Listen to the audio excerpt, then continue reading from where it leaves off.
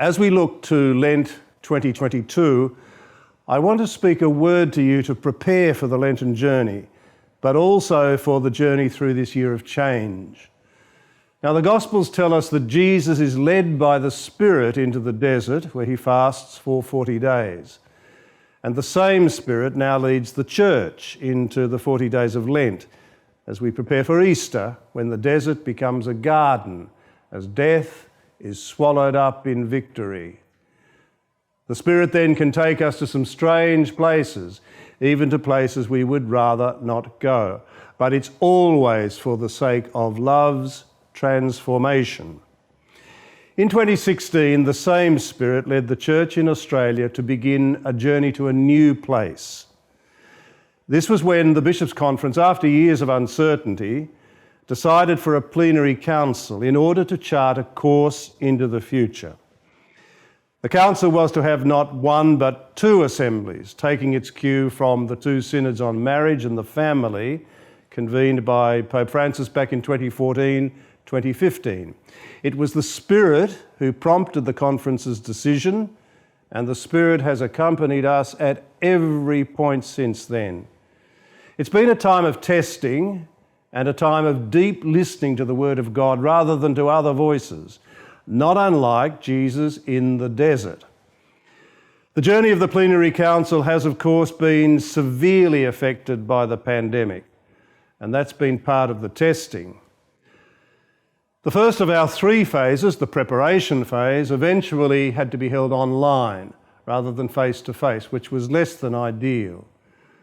The preparation phase ended with the first assembly in October 2021, and we're now in the middle of the celebration phase between the first and the second assemblies. A huge amount of work is being done to process all the raw material from the first assembly and to prepare a manageable agenda for the second, scheduled in Sydney for early July. The hope is that the agenda will contain creative, practical and affordable proposals designed to produce the change in the church that we need. At the conclusion of the second assembly, we'll begin the implementation phase. The documents, decisions and decrees of the Council will be sent to the Holy See for confirmation, and once they are confirmed by the Pope, they'll become binding for the Church in Australia. In Brisbane, we plan to have an Archdiocesan Synod sometime after that to help embed the decisions and decrees in the life and mission of the Church here. And that may well lead to the regular celebration of synods in the Archdiocese in order to help us move to a more synodal mode of governance. From the beginning, the Plenary Council has looked beyond our shores to the universal Church. The Pope had to give his assent to the Council, and through the preparation phase there was ongoing dialogue between the Bishops' Conference and the Holy See.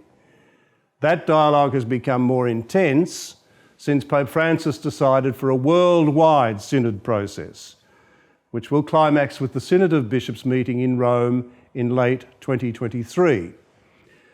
The Plenary Council, therefore, has to interweave with the wider synod process, each enriching the other. That will mean many voices in the Church being heard. In the preparation phase of the Council, there was broad consultation, and you're invited now to speak your mind as part of the global synod process. So I ask you, what would you say to Pope Francis about change in the Church, not just in Australia, but right around the world? You might also consider the 3 steps proposed by Evangelisation Brisbane, and that's available online. This is no time for turning inwards and looking just to our own institutional interests. It's no time to be a judgmental church which never notices the plank in our own eye, but makes a fuss about the splinter in the eyes of others. We need instead to become more and more a humble and compassionate church that looks outwards, asking how we might be more like Jesus, who came not to be served, but to serve. That will require a practical evangelical imagination which takes to heart the words of St. Mary MacKillop, never see a need without doing something about it. This is the kind of church to which both the Plenary Council and the Global Synod are looking. This is what the Spirit is now saying to the church, speaking to all of us, to our heart, in these desert days of Lent.